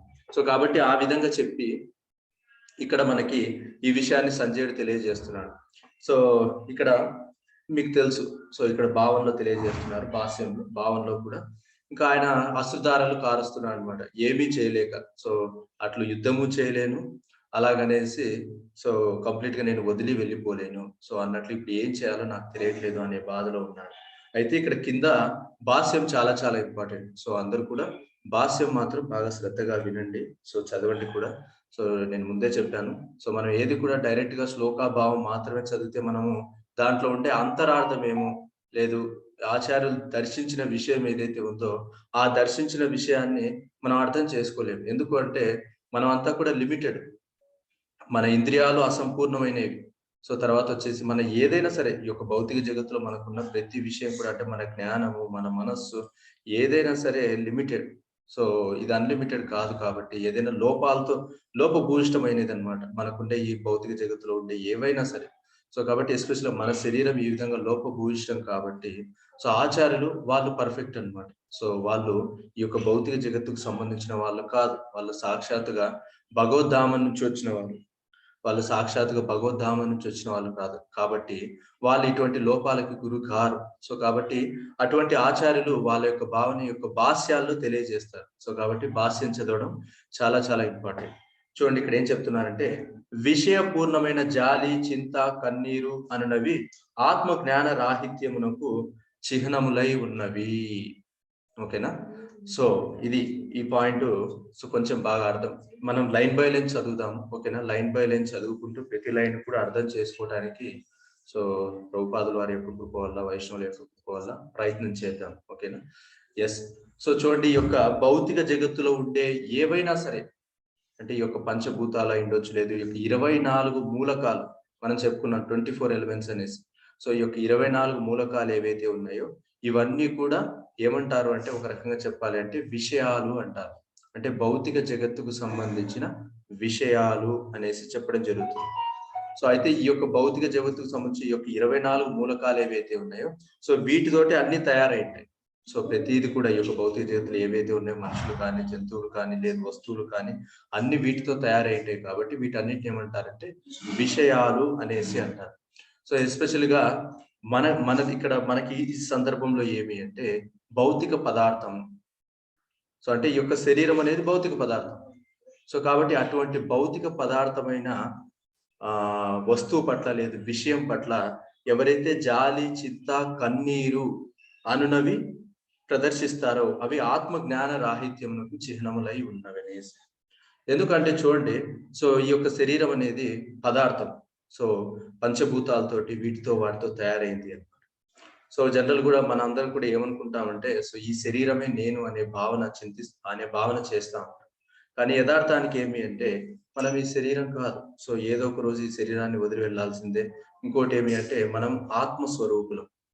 సో అయితే ఈ యొక్క మనం చేసుకున్న కర్మానుసారము ఈ యొక్క భౌతిక జగత్తులో వచ్చి ఈ యొక్క భౌతిక శరీరంలో బంధింపబడినాం. సో కాబట్టి ఈ శరీరానికి సంబంధించినవి ఏవైనా సరే, అంటే శరీరానికి సంబంధించిన సో వస్తువులు కానీ, లేదు బంధాలు కానీ, బంధుత్వాలు కానీ, ఏవైనా సరే ఇవన్నీ కూడా అశాశ్వతం, లేదు ఇవన్నీ కూడా సో పదార్థాలే అన్నమాట. సో వీటిని ఏమంటారంటే విషయాలు అంటారు. సో ఇక్కడే మనకు పేరుంది, విషయాలు అంటే దాన్ని ఇంకొంత రకంగా ఏం చెప్తారంటే విషయము అని చెప్తారు. ఈ యొక్క భౌతిక జగత్తుకు సంబంధించిన విషయాలన్నీ విషంతో సమానం. ఎవరైతే వీటి పట్ల ఆకర్షింపబడతారో సో అప్పుడు వాళ్ళు ఆ విషయాన్ని స్వీకరిస్తున్నట్లే. సో విషయాన్ని స్వీకరించి వాళ్ళకి ఇవ్వబడిన గొప్ప మానవ జన్మ ఏదైతే ఉందో వాటిని సో వ్యర్థం చేసుకున్నట్లు అన్నమాట. సో కాబట్టి ఇక్కడ కూడా ఇవన్నీ కూడా అంటే ఈ యొక్క శరీర పరంగా, శారీరక పరంగా ఆలోచించేవి ఏవైనా సరే, జాలి కానీ, చింత కానీ, కన్నీరు కానీ, మనం కూడా అంతే కదా. సో జస్ట్ ఈ యొక్క భౌతిక జగత్తుకు సంబంధించిన విషయాల పట్ల ఆలోచిస్తూ ఏదైనా మనకు దొరక్కపోతే కన్నీరు పెట్టడము, సో లేదు రకరకాల చింతలు పడ్డము. సో పొద్దున్న లేచిన దగ్గర నుంచి రాత్రి వరకు కూడా, లేదు పుట్టిన దగ్గర నుంచి చనిపోయేంత వరకు కూడా చింతలే అనమాట. సో పురంధరదాసు, కనకదాసు ఎవరో రాస్తారు. సో ఏమనేసి అంటే, అది కన్నడలో ఉంటుంది. ఏమనేసి అంటే, ఒకరికి ఇల్లు ఉందని చింత అంట. సో ఇక్కడ ఇదే రాస్తున్నారు, ఇల్లు. సో ఇల్లు ఉంటే మీ అందరికి తెలుసు, ఎప్పుడు ఆ ఇంటిని ప్రొటెక్ట్ చేసుకుంటా ఉండాలి. సో దానికి ఏదో ఒక రిపేర్లు వస్తూ ఉంటాయి, ఏదో ఒక ప్రాబ్లమ్స్. సో ఆ ఇంటికి అటాచ్మెంట్ అయిపోయింటాం అనమాట. సో మనం ఒక్క రోజు ఊరు వెళ్తే, ఇంటి నుంచి ఊరు వెళ్తే సో ఏమైపోతుందబ్బా నా ఇంటికి, దానికి ఎన్నో లాక్లు వేసింటాము, అన్ని వేసినా కానీ మళ్ళీ ఇంట్లోకి ఎవరన్నా వస్తారేమో, దొంగలు పడతారేమో, సో ఏమన్నా జరుగుతుందేమో, ఇట్లా మనం ఇంటి గురించే చింత అనమాట. ఒక పెద్ద భవనం ఉంటే ఎప్పుడు దాని గురించే చింత అంటా ఉంటుంది. సో ఈవెన్ చనిపోయేటప్పుడు కూడా అంటే ఏ విధంగా అటాచ్డ్ అయిపోతారంటే, ఒక ఇటువంటి భవనాలు కట్టుకున్న వాళ్ళంతా కూడా చాలా వరకు చనిపోయేటప్పుడు కూడా ఆ ఇంటి గురించి, వాళ్ళు కట్టుకున్న ఇంటి గురించే తలుచుకొని చనిపోయిన వ్యక్తులు కూడా ఉన్నారు. అంటే ఆ బంధాన్ని ఏర్పరచుకునేసి చివరిగా తన ఈ యొక్క భవనాన్ని తలుచుకొని చనిపోయిన వాళ్ళు ఉన్నారు. సో అటువంటి వ్యక్తులు మళ్ళీ పునర్జన్మలు ఏమవుతుంది అంటే, ఆ ఇంట్లోనే ఒక కుక్కగా, లేదు ఒక పని మనిషిగా, ఏదో సంథింగ్ మళ్ళీ ఆ ఇంట్లోనే పుట్టాల్సి వస్తుంది. ఎందుకంటే ఆ యొక్క భవనం పట్ల బంధం ఏర్పరచుకున్నాడు కాబట్టి మళ్ళీ అక్కడే వచ్చి పుట్టాల్సి వస్తుంది. సో అలా ఇల్లు ఉందని ఒకరికి చింత, ఇల్లు లేదని ఒకరికి చింత. సో మాకు ఇల్లు లేదు, ఇల్లు కట్టాలి, సో ఎప్పుడు కడతాను, సో డబ్బులు ఎలా వస్తాయి, వీటన్నిటికని ఎప్పుడు ఇల్లు కట్టాలని ఒకరి చింత. ఆ తర్వాత వచ్చేసి మళ్ళీ ఇంకా చెప్తున్నారు, ఒకరికి డబ్బు ఉందని చింత. అంటే డబ్బు కోసం. సో ఆ డబ్బు సంపాదిస్తూ ఉంటాడు, ఇంకా కావాలి, ఇంకా కావాలి, ఇంకా కావాలి, ఇంకా కావాలి, లేదా ఆ డబ్బుని ప్రొటెక్ట్ చేసుకోవాలనేసి దాని గురించి చింతిస్తా ఉంటాడు. సో లేనివాడు లేని దానికోసం చింత. సో నాకు డబ్బు లేదని లేని దానికోసం చింత. తర్వాత ఒకరికి వివాహం కాలేదని, అంటే నాకు భార్య లేదు, నాకు భర్త లేడు అనేసి వివాహం గురించి చింత. సో ఉన్నవారికి ఉన్న చింత, లేని వారికి వివాహం కాలేదని చింత. వివాహం అయిందని ఒకరికి చింత, వివాహం కాలేదని ఒకరికి చింత. సో తర్వాత ఒకరికి సంతానం ఉందని చింత, ఇంకొకరికి సంతానం లేదని చింత. సంతానం ఉంటే వాడు సరిగ్గా ఎదగలేదు, వాడు సరిగ్గా చదవట్లేదు, వాడు సరిగ్గా ఉండట్లేదు అనేసి వాని గురించి చింత. సో అదే వాడు సంతానమే లేదనుకోండి, సంతానం లేదని అది చింత. సో ఈ విధంగా పుట్టిన దగ్గర నుంచి చనిపోయేంత వరకు కూడా చింతలోనే బతుకుతా ఉన్నాడంట జీవుడు. కానీ ఆ చింత ఏదైతే ఉందో అది భగవంతుని పట్ల మచ్చిత్త మద్గత ప్రాణ, ఆ చిత్తం లేదా ఆ చింత ఏదైతే ఉందో అది భగవంతుని మీద పెడితే ఆ చిత్తము, సో అప్పుడు అతని జీవితం ఉద్ధరింపబడుతుంది అనేసి పురంధరదాసుల వారు సో ఈ కీర్తన రాస్తారనమాట. సో కాబట్టి ఈ విధంగా జీవితం అంతా చింత, లేదు కన్నీరు కూడా కారుస్తా ఉంటారు. సో ఎప్పుడు రాగద్వేషాలన్నమాట, రాగము ద్వేషం. సో ఏదన్నా సరే మనకి ఇష్టమైతే దానికి ఏదైనా జరిగింది అనుకోండి మనకి ఇష్టమైన వాటి మీద, సో అప్పుడు మనకి కన్నీరు వస్తుంది. లేదు ద్వేషం, సో కొన్ని విషయాలు మనకు వద్దనుకునేటివి కూడా మన జీవితంలో వస్తున్నాయి అనుకోండి, సో అప్పుడు కూడా మనం బాధపడాల్సి వస్తుంది. మనకి ఇష్టమైన వాటితో బాధపడాల్సి వస్తుంది, కష్టమైన వాటితో కూడా మనం బాధపడాల్సి వస్తుంది. సో ఈ విధంగా ఈ యొక్క రాగద్వేషాల మీద కన్నీరు కారుస్తూ ఉంటారు. యాక్చువల్గా వచ్చేసి ఈ కన్నీరు అనేది చాలా చాలా ఇంపార్టెంట్. సో ఇది అన్నెసరీ, అంటే వృధా ప్రయాసల కోసము ఈ కన్నీరు, అంటే ఈ భౌతిక జగత్తుకు సంబంధించిన విషయాల కోసము కన్నీరు కార్చకూడదంట. ఈ కన్నీరు అనేది కేవలము ఆచార్యులు చెప్తున్నారు కృష్ణుడి కోసమే ఈ యొక్క కన్నీరు కార్చాలంట. సో కన్నీరు చాలా చాలా విలువైనది. మనం అది లేదు ఇది లేదు, ఏదో ఇబ్బంది వచ్చింది, ఏదో భౌతిక సమస్యలు వచ్చాయనేసి మనం కన్నీరు కారుస్తూ ఉంటాం, కానీ అది వృధా చేసుకున్నట్టు. అందుకోసమే మనకి చైతన్య మహాప్రభు శిక్షాష్టకంలో తెలియజేస్తున్నారు, నయనం గలదశ్రుధారయ వదనం గద్గద హృదయాకిర కులకై నిశ్చితం వపు కథ తవ నామగ్రహేణ భవిష్యతి. సో ఓ కృష్ణ, నిన్ను చూసినప్పుడు నా యొక్క కంటి నుంచి, అంటే అశ్రుధారలు ఎప్పుడు వస్తాయి అంటే నేను నీ నుంచి విడిపోయాను, సో నీ యొక్క ప్రేమను నేను కోల్పోయాను అనే భావన వల్ల, సో అంటే భగవంతు నుంచి మనం వేరుగా అయ్యామనే బాధ వల్లనే మనకి కన్నీరు రావాలి. అందుకోసం మనం కన్నీరుని వాడాలి. కానీ మిగతా ఈ యొక్క భౌతిక జగత్తుకు సంబంధించిన విషయ వాంఛలు, ఇటువంటి విషయ వాంఛల కోసం మన కన్నీరును వృధా చేసుకుంటే సో నష్టపోయేది మనమే అన్నమాట. సో కన్నీరు కూడా చాలా చాలా గొప్పనైనది. సో అందుకోసం అనేసి కన్నీరు అనేది భగవంతుడి కోసం మాత్రమే మనం వాడాలి, భగవంతుడి కోసము, భగవంతుడి యొక్క శుద్ధ భక్తుల కోసం, అప్పుడు అది పర్ఫెక్ట్ అవుతుంది. సో కాబట్టి ఇక్కడ కూడా ఏం చెప్తున్నాడు శ్రీల ప్రభుపాదుల వారు, సో ఎవరైతే ఇట్లా భౌతికమైన విషయాల కోసం జాలి పడ్డము, చింతపడ్డము, ఆ తర్వాత వచ్చేసి కన్నీరు కార్చడము, ఇదంతా కూడా ఆత్మ జ్ఞాన రాహిత్యము. అంటే దాని అర్థం ఏమి అంటే వీళ్ళకి ఆత్మ అనుభవం లేక, అంటే ఆత్మ జ్ఞానం లేకుండా కేవలము శారీరక భావంలోనే ఇదంతా చూస్తున్నారు. ఈ శరీరానికి సంబంధించిన విషయాలు, లేదు శరీరంకు కనెక్ట్ అయిన విషయాలు, అంటే నేను, నాది, నా బంధువులు, ఇలా అంటే ఓన్లీ శరీరం భావనలు ఎవరైతే ఆలోచిస్తారో అటువంటి వ్యక్తులకి యొక్క భౌతిక విషయ వాంఛల పట్ల జాలి, చింత, కన్నీరు అనేవి వస్తాయి. వాళ్ళకి ఆత్మ జ్ఞానము ఉండదు. ఆత్మ జ్ఞాన రాహిత్యం అంటే ఆత్మకు సంబంధించిన జ్ఞానం వాళ్ళకు లేదనేసే అర్థం అన్నమాట. ఎస్, నెక్స్ట్ లైన్ ఏం చెప్తున్నాను, నిత్యమైన ఆత్మ కొరకు చూపిడి జాలియే వాస్తవనకు ఆత్మానుభవము. ఓకేనా. సో ఇక్కడ ఏం తెలియజేస్తున్నారు, ఒక్క నిమిషం. ఎస్, ఇక్కడ మాతాజీ ఏదో శ్లోక ఇచ్చారు. ఎస్,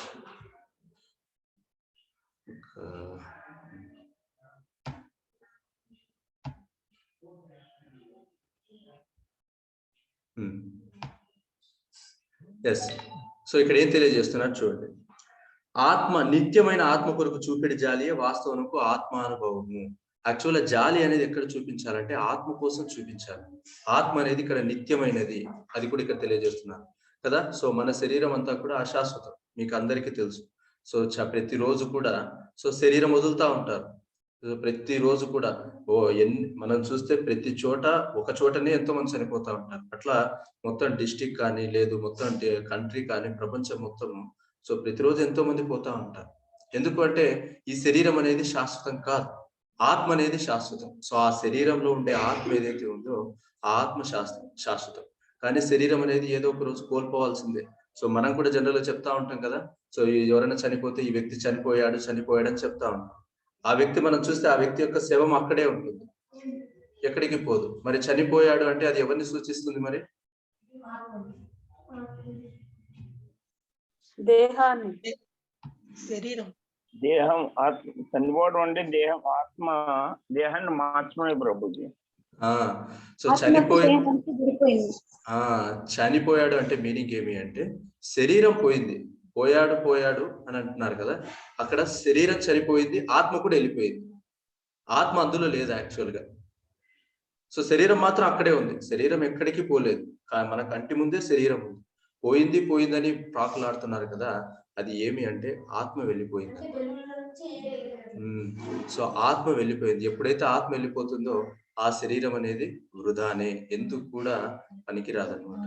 సో మనం అంతా కూడా జనరల్ గా సో ఈ యొక్క శరీరాన్ని చూసుకునేసే మనం అంతా కూడా ఎంతో ఎంతో గర్వపడతా ఉంటాం. సో అందాన్ని, జ్ఞానాన్ని, సో ఐశ్వర్యాన్ని, ఇవన్నీ శరీరానికి సంబంధించిన విషయాలన్నిటితోటి మనం ఎంతో గర్వపడతా ఉంటాం అన్నమాట. సో మనం ఎంతో అహంకారం కూడా పొందుతా ఉంటాం. కానీ ఈ శరీరం యాక్చువల్గా చెప్పాలంటే ప్రతి దానికి కూడా కారణం ఏమి అంటే, ఒక శరీరం అందంగా ఉన్నా, శరీరానికి జ్ఞానం ఉన్నా, శరీరానికి చైతన్యం ఉన్నా, ప్రతి దానికి గల కారణం ఏమి అంటే లోపల ఉండే ఆత్మ.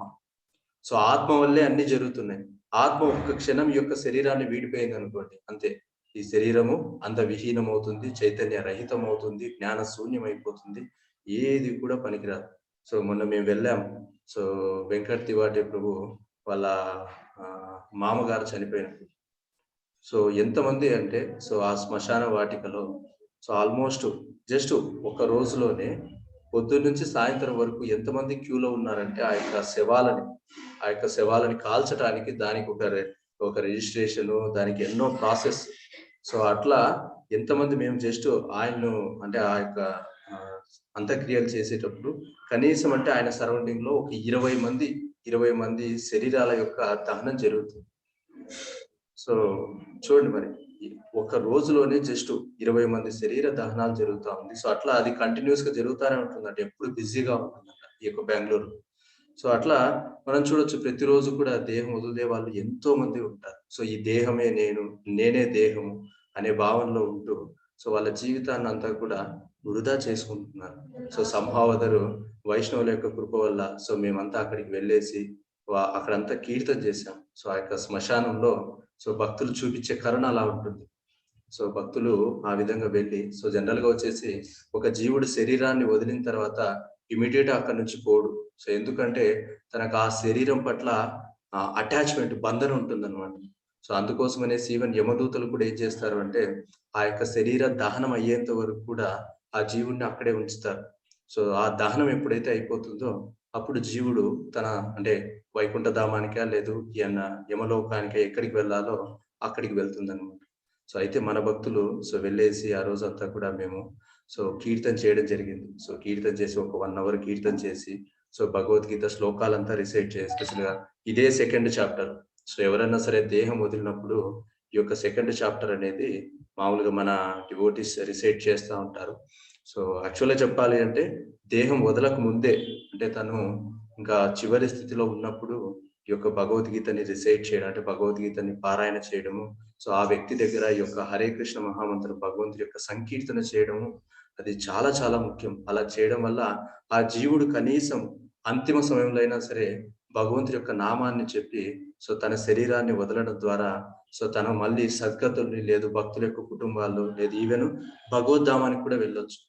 సో ఆ రోజు సో ఆయన అంటే వెంకట్ దివాటి వాళ్ళ మామగారు ఆయన ఒక్కడే కాకుండా ఆయనతో పాటు ఎవరైతే వెళ్ళిపోయారో వాళ్ళందరికీ కూడా ఈ యొక్క ఆపర్చునిటీ ఇచ్చారు.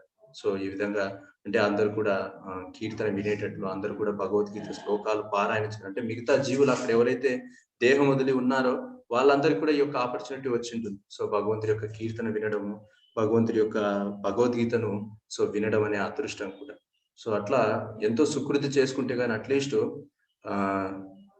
ఏమనిపిస్తుంది అంటే మనము చనిపోయేటప్పుడు అట్లీస్ట్ మన ముందు కనీసం 1 2 భక్తులు మన ముందు ఉండాలి. ఉండి మన దగ్గర భగవంతుడి గురించి పారాయణ చేయడం, భగవంతుడి యొక్క సంకీర్తన చేయడము, సో అలా వాళ్ళ మధ్యలోనే మన శరీరాన్ని మనము వదలాలి. సో అటువంటి భావాన్ని మనం తెచ్చుకోవాలి, అలా మనం ప్రేయర్స్ చేయాలి. సో అదే విధంగా భీష్మదేవుడు కూడా, మీరు అందుకే చూడండి గొప్ప గొప్ప భక్తులంతా కూడా భక్తుల యొక్క సాంగత్యంలో వాళ్ళ యొక్క శరీరాన్ని వదులుతారన్నమాట. సో భీష్ముడు కూడా మొత్తం ఆయన భీష్మదేవుడు ఆయన శరీరాన్ని వదిలే ముందు సమస్త దేవీ దేవతలు, గొప్ప గొప్ప ఋషులు, తర్వాత ఈవెన్ భక్తులు చాలా మంది, సో ఈవెన్ స్వయంగా భగవంతుడైన కృష్ణుడు సో పక్కన ఉన్నప్పుడే సో కృష్ణుని తనివి తీరా చూస్తూ ఆయన తన శరీరాన్ని వదిలాడు అనమాట. సో కాబట్టి మనమంతా కూడా శరీరం కాదు, సో మనమంతా ఆత్మలము సో అనేసి ఈ భావన మనం పొందగలగాలి. సో లేదు అనుకుంటే ఈ యొక్క ఎంతో విలువైన మానుష్య జన్మ, సో మనిషి జన్మని మనము వృధా చేసుకున్నట్టు అవుతుంది. సో అయితే ఇక్కడ ఈ శ్లోకం మధుసూదన అను పదమునకు విశేష ప్రాధాన్యం కలదు. సో ఇక్కడ ఎస్పెషల్ గా భగవంతుని ఏ విధంగా సంబోధించారు అంటే మధుసూదన అనేసి. సో సూదన అంటే సంహరించడం. సో మధు అనే ఒక రాక్షసుడు, సో రాక్షసుడు మధు అనే రాక్షసుడిని మధు అను దానవుని సంహరించిన శ్రీకృష్ణుడు. సో ఈ యొక్క మధు, హరే కృష్ణ, మ్యూట్ చేసుకోండి దయచేసి. ఎస్, ఈ యొక్క మధు అను రాక్షసుడిని సో భగవంతుడు సంహరించాడు. సో అందుకోసం అనేసి ఇక్కడ మధుసూదన అనేసి భగవంతుడికి యొక్క నామధేయం.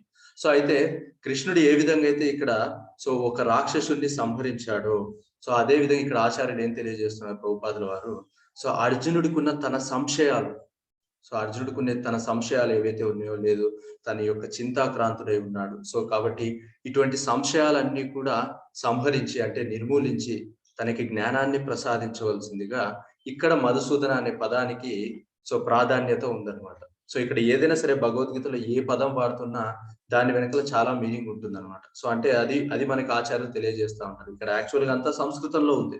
సో సంస్కృతంలో కృష్ణుడు అర్జునుడికి చెప్తున్నాడు, తర్వాత సంజయుడు ధృతరాష్ట్రుడు చెప్తున్నాడు.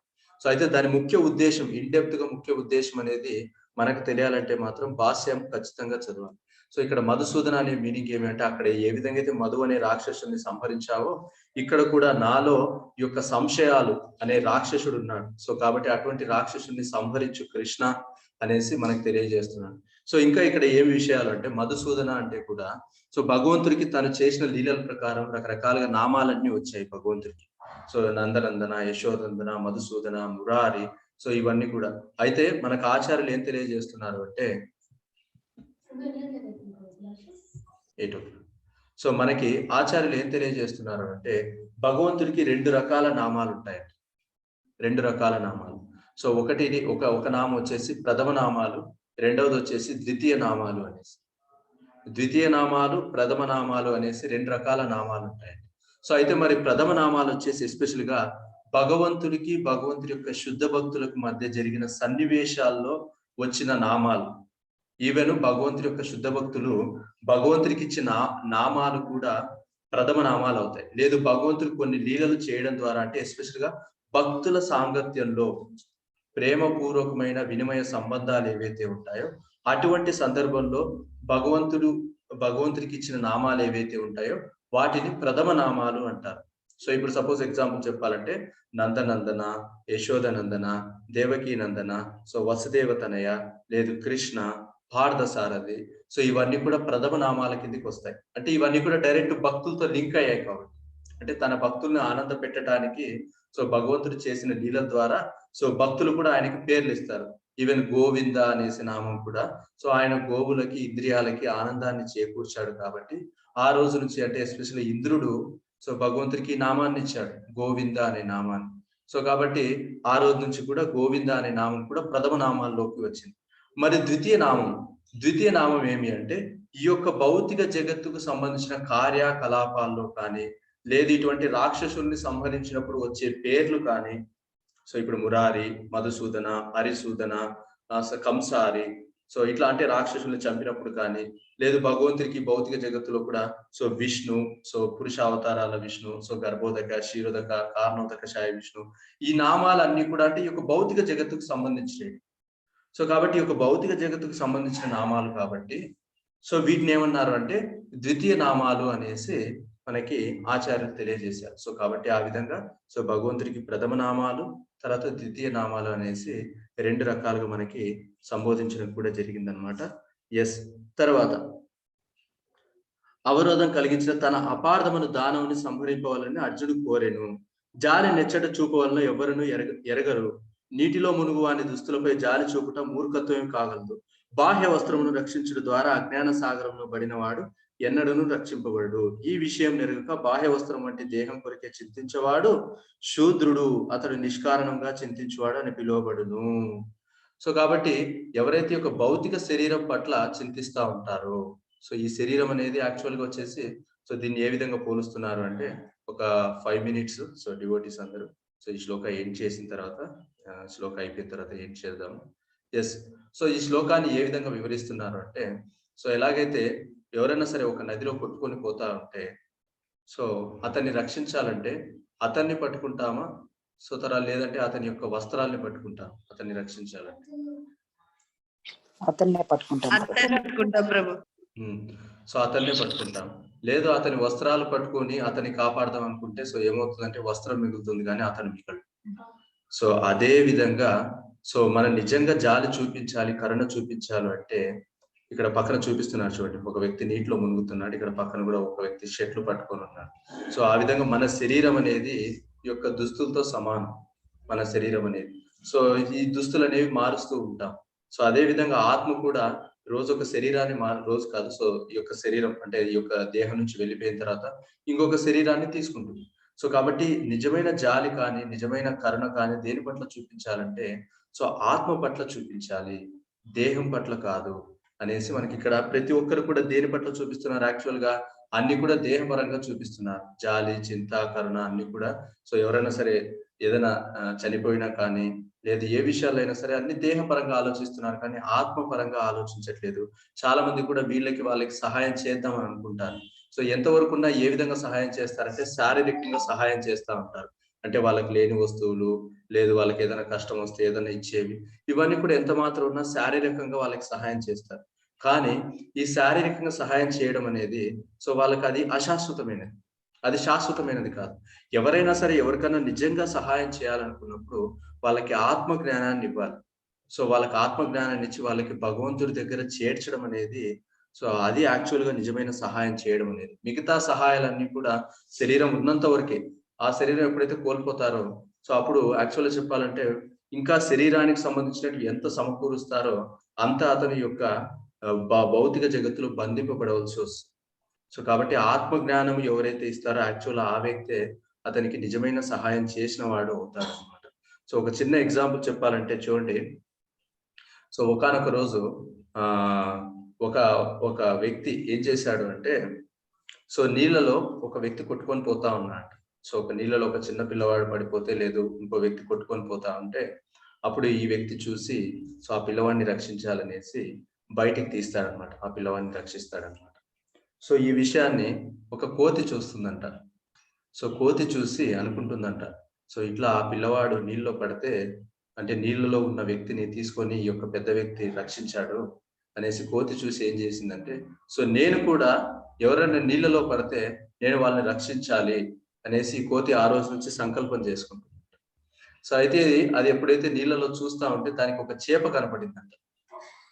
నీళ్ళలో చేప కనపడింది కదా అనేసి సో అయ్యో చేప నీళ్ళలో కొట్టుమిట్టాడుతుంది సో కాబట్టి దీన్ని బయటకు తీసేయాలనేసి ఆ కోతి నీళ్ళలో ఉన్న చేపను తీసుకొని బయట పెట్టేసింది. సో ఇప్పుడు ఏమవుతుంది చెప్పండి? చేప చనిపోతుంది. ఇప్పుడు అది చేసింది మంచిగా చెడా? కోతి చేసింది చెడు. సో అజ్ఞానం వల్ల ఏమనుకోయింది అంటే సో నీళ్ళలో ఉన్న చేప నేను తీసి అది బతికి బయటపడుతుంది అనేసి అనుకోయింది. కానీ అక్కడ సమస్య ఏమి అంటే చేప నీళ్ళలో ఉంటేనే దానికి జీవితం. ఆ విషయం తెలియక ఒక చేపను చంపేసింది. సో అదే విధంగా మనము అజ్ఞానంతో ఏమనుకుంటున్నామంటే శరీరానికి కావాల్సిన విషయాల్ని సమకూరుస్తేనే ఈ వ్యక్తి ఆనందపడతాడని అనుకునేసి సో ఆత్మకు సంబంధించిన విషయాల గురించి మనం ఆలోచించట్లే. తద్వారా ఏమవుతుంది అంటే ఒక రకంగా చెప్పాలంటే మనం కూడా ఆ వ్యక్తిని చంపిన వాడితో సమానం అవుతుంది అనమాట. సో కాబట్టి అది ఇక్కడ ప్రభుపాదుల వారు వివరిస్తున్నారనమాట. సో ఇక్కడ ఇంకో విషయం కూడా ఏమి అంటే, ఎవరైతే శారీరక భావన కలిగి ఉంటారో, శారీరక భావంతోనే చూస్తారో, సో ఆ వ్యక్తి ఏమవుతుందంటే శూద్రుడిగా వివరిస్తున్నారు. ఆ వ్యక్తిని ఏం చెప్తున్నారు? శూద్రుడిగా.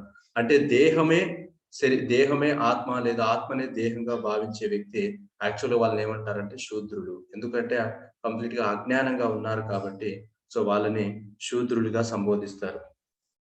సో కాబట్టి ఇక్కడ అర్జునుడు క్షత్రియుడు. మరి ఒక క్షత్రియుడు అనేవాడు ఎలా ఉండాలి?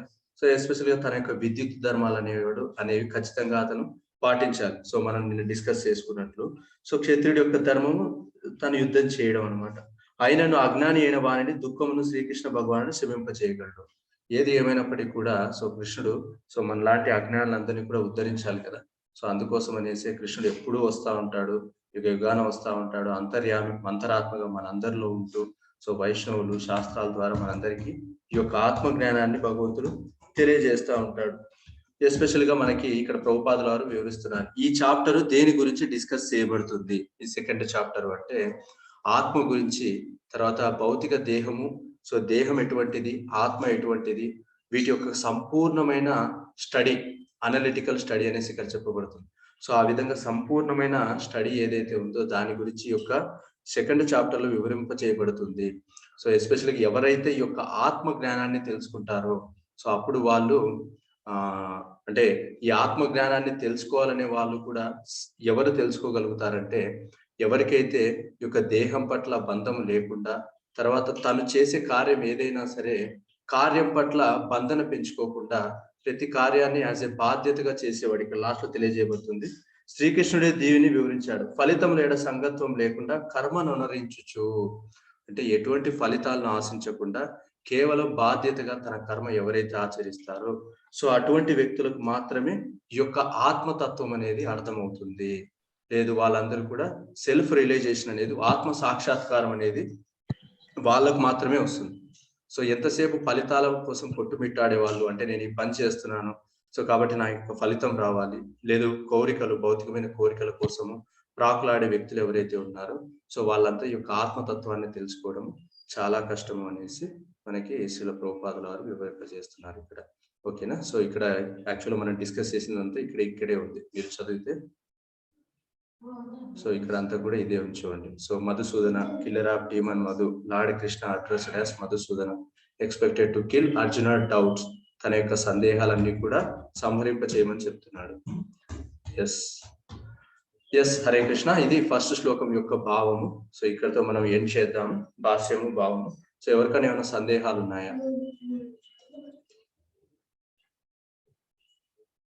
ఎవరికైనా ఏమైనా సందేహాలు ఉంటే అడగవచ్చు. చంద్రశేఖర్ బాబు చెప్పండి.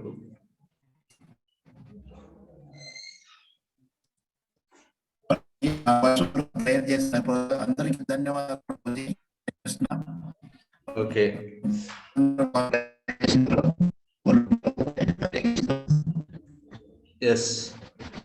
ఎస్ ప్రభు. సో చంద్రశేఖర్ ప్రభు అందరికి ధన్యవాదాలు చెప్తా ఉన్నారు. సో ప్రభు టెస్టెడ్ పాజిటివ్ అయ్యారు. సో కొన్ని రోజులంతా కూడా సో ప్రభు ఈ ఇష్యూస్ తో బాధపడ్డారు. సో డివోటీస్ అందరి యొక్క ప్రేయర్స్ ద్వారా సో ప్రభు రికవర్ అయ్యారు. సో కాబట్టి ప్రభు అందరికి కూడా కృతజ్ఞతలు తెలియజేస్తున్నారు. ఎస్, థ్యాంక్ యూ ప్రభు. సో ఇంకా ఎవరికైనా ఏమైనా సందేహాలు కానీ ఎవరైనా ఏమైనా చెప్పాలనుకుంటున్నారా?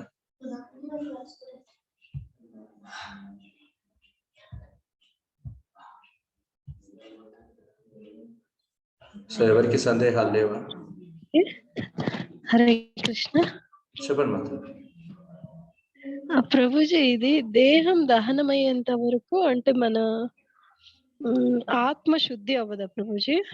కోరికలు అనేది చనిపోవు? చూడండి మాతాజీ, ఇక్కడ ఏం జరుగుతుంది అంటే, సో ఎప్పుడైతే ఈ దేహం పట్ల బంధన ఎవరికైతే ఉంటుందో సో వాళ్ళు అంత ఈజీగా ఆ శరీరం పట్ల బంధన కోల్పోరు అనమాట. సో అంటిల్ అన్లెస్ ఆ దేహం అనేది దహనం చేస్తే కానీ సో తనకు ఆ శరీరం పట్ల ఉన్న వ్యామోహము తనకి పోతుంది. సో అందుకోసం అనేసి ఈ యొక్క యమదూతలు కూడా ఏం చేస్తారు అంటే, సో వాళ్ళకి ఆ శరీరం దహనం అయిన తర్వాతనే వాళ్ళని అక్కడి నుంచి తీసుకెళ్లడం జరుగుతుంది. సో యాక్చువల్గా వచ్చేసి ఎందుకు ఇలా చేయబడుతుంది, ఎస్పెషల్గా మన డివోటీస్ ఈ విషయాల్లో అంటే వీటికి సంబంధించిన కొన్ని బుక్స్ కూడా రాశారు. ఏమి అంటే సో ఇక దహనాలు కూడా కొందరికి చేస్తారు, కొందరికి చేయరు. సో మనం చూస్తూ ఉంటాం, కొందరిని ఏం చేస్తారంటే బూడుస్తారు, అంటే మట్టిలో బూడుస్తారు. కొందరిని ఏం చేస్తారంటే దహనం చేస్తారు. సో ఇలా ఎందుకు కూడా చేస్తారు, ఇలా ఎందుకు చేస్తారు అంటే చూడండి, ఎస్పెషల్ గా దహనం చేసేది ఎవరికి అంటే వివాహమైన వాళ్ళకి దహనం చేస్తారు. వివాహమైన వాళ్ళకి దహనం చేస్తారు. ఎందుకు అంటే వివాహంతో చాలా బంధనాలు ఏర్పడతాయి. వివాహంతో చాలా బంధనాలు ఏర్పడతాయి. సో ఎప్పుడైతే వివాహం అవుతుందో అప్పుడు తనకి నేను, నా పిల్లలు, నా భార్య, నా ఆస్తిపాస్తులు, సో ఇవన్నీ కూడా బంధనాలు ఎక్కువ ఏర్పడతాయి. సో అందుకోసం అనేసి ఈవెన్ యాక్చువల్ గా తన శరీరం పట్ల కూడా తనకి బంధన, తన శరీరం పట్ల కూడా తనకి అమితమైన బంధన ఎప్పుడు పెరుగుతుంది అంటే వివాహం అయిన తర్వాత చాలా బంధన పెరుగుతుంది. సో అందుకోసం అనేసి ఆ వ్యక్తి చనిపోయిన తర్వాత, అంటే ఎస్పెషల్ వైవాహిక జీవితంలో ఉండి చనిపోయింటారు కదా, సో ఆ వ్యక్తి ఆ బంధం నుంచి బయటపడాలనేసి వాళ్ళకి యొక్క దహన సంస్కారాలు చేస్తారంట. అంటే ఈ యొక్క కాల్చడం ద్వారా, సో అగ్నికి ఇవ్వడం ద్వారా, సో అప్పుడు ఆ యొక్క శరీరం పట్ల ఉన్న వ్యామోహము తనకు వెళ్ళిపోతుందంట. అయితే కొందరిని పూడుస్తారు. సో కొందరిని వాళ్ళని సో ఈ యొక్క మట్టిలోనే పూడ్చడం జరుగుతుంది. సో అది ఎవరిని అంటే ఎస్పెషల్ గా చిన్న పిల్లల్ని. సో చిన్న పిల్లలు ఎవరైతే ఉంటారంటే అంత మెచ్యూర్డ్ కాని పిల్లలు, ఎస్పెషల్ గా పెళ్లి కాని పిల్లలు అని చెప్పుకోండి. సో పెళ్లి కాని పిల్లలంతా ఎవరైతే ఎస్పెషల్ గా అబ్బాయిలు, సో మగ పిల్లలు, సో మగ పిల్లలంతా కూడా ఏం చేస్తారు అంటే వాళ్ళని కూడా పూడ్చడం జరుగుతుంది. సో ఎందుకంటే వాళ్ళకు కూడా అంతవరకు ఈ యొక్క శరీరం పట్ల వ్యామోహం అనేది రాదు. సో తర్వాత వచ్చేసి అయితే ఏం చెప్తుంది శాస్త్రం, మరి ఆడపిల్లలనైతే ఆ పిల్లల్ని మాత్రం దహనం చేయడం జరుగుతుందంట. ఎందుకు అంటే సో ఆడపిల్లలకి జనరల్ గా ఈ యొక్క అటాచ్మెంట్ ఉంటుందంట శరీరం పట్ల. సో అందుకోసం అనేసి ఆడపిల్లల్ని, తర్వాత వచ్చేసి వైవాహిక జీవితంలో ఎంటర్ అయిన వ్యక్తుల్ని సో దహనం చేయడం జరుగుతుంది. ఇంకా మళ్ళీ ఫైనల్ గా వచ్చేసి సన్యాసులు, ఎవరైతే సన్యాసులు మహారాజులు ఉంటారో, సో ఇటువంటి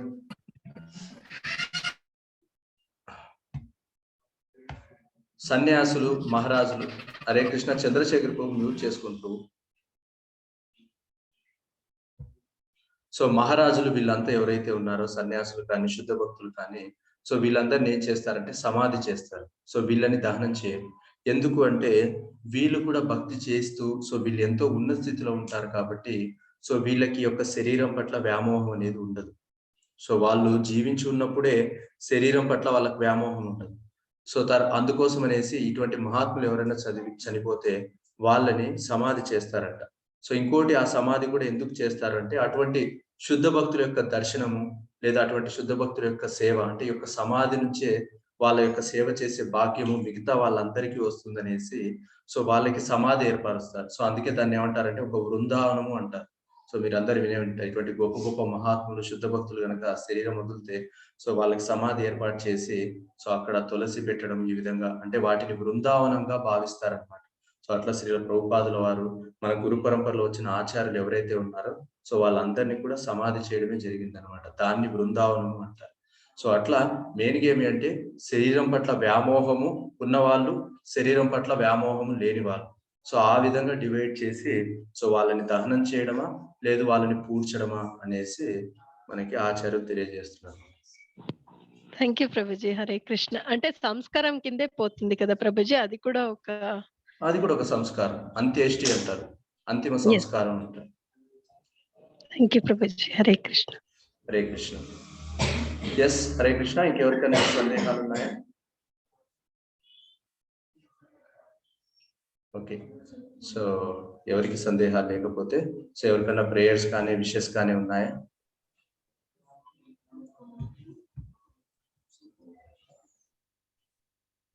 ఓకే, సో ఇందాక ప్రభు చెప్పినట్లు సో అందరికి కృతజ్ఞత తెలియజేస్తున్నారు. సో మనం చెప్పండి మాకు. రిషేంద్ర కొంచెం టైఫాయిడ్ అని చెప్పారు ప్రభు గారు. ఓకే, తప్పకుండా మాతాజీ. సో హరే కృష్ణ. నీలిమ మాతాజీ సో వాళ్ళ అబ్బాయి ఋషేంద్ర, సో మాతాజీ చాలా చక్కగా సేవ చేస్తూ ఉన్నారు హైదరాబాద్ లో. సో వాళ్ళ ఫ్యామిలీ మెంబర్స్ అందరూ కూడా చక్కగా భక్తి చేస్తున్నారు. సో కాబట్టి ఋషేంద్ర సో బాబు కూడా చాలా చక్కగా భక్తి చేస్తున్నాడు. సో ఋషేంద్ర తొందరగా రికవర్ అవ్వాలి అనేసి ప్రే చేసుకుందాం. సో యాజ్ యూజువల్ గా ఈ జోలినే జయపతాక స్వామి గురు మహారాజ్. సో మహారాజ్ కూడా తొందరగా రికవర్ అవ్వాలనేసి, సో తర్వాత ఈవెన్ భక్తి వికాస్ స్వామి మహారాజ్, సో భక్తి వికాస్ స్వామి మహారాజ్ కూడా సో ఈ యొక్క కోవిడ్ లక్షణాలు ఉన్నాయని తెలియజేస్తున్నారు. సో కాబట్టి ఆ మహారాజ్ కూడా తొందరగా రికవర్ అవ్వాలి అనేసి, సో తర్వాత ఈవెన్ హరిపాద ప్రభు అనేసి కూడా సో మన కేఆర్పురంకి చాలా సార్లు వచ్చారు ఆ ప్రభు. సో వచ్చి మనందరికీ చాలా చక్కగా సో భగవంతుడి గురించి తెలియజేసి మనందరికి సాంగత్యం ఇచ్చారు. సో హరిపాద ప్రభు గురించి కూడా ఆ ప్రభు కూడా సీరియస్ గా ఉన్నారంట. సో కాబట్టి మనం ప్రే చేద్దాము. సో భగవంతుడి యొక్క సంకల్పం ఎలా ఉందో మనకు తెలియదు, మొత్తానికైతే మనము సిన్సియర్ గా ప్రే చేయాలి. సో కాబట్టి ఇంకా ఎవరైనా సరే భక్తులు ఎవరికైనా ఆరోగ్య సమస్యలు ఉంటే సో వాళ్ళందరి కోసం కూడా ప్రే చేద్దాము. సో ఒక 3 సార్లు గట్టిగా హరే కృష్ణ మహామంత్ర చేద్దాము. As usual morning japa session ఉంటుంది, సో ఈవినింగ్ స్టడీ సెషన్ ఉంటుంది. సో కాబట్టి అందరూ అటెండ్ అవ్వాల్సిందిగా మనవి. సో అందరం 3 సార్లు హరే కృష్ణ మహామంత్రం చేద్దాం. హరే కృష్ణ కృష్ణ కృష్ణ హరే హరే రామ హరే కృష్ణ కృష్ణ హరే హరే రామ హరే కృష్ణ కృష్ణ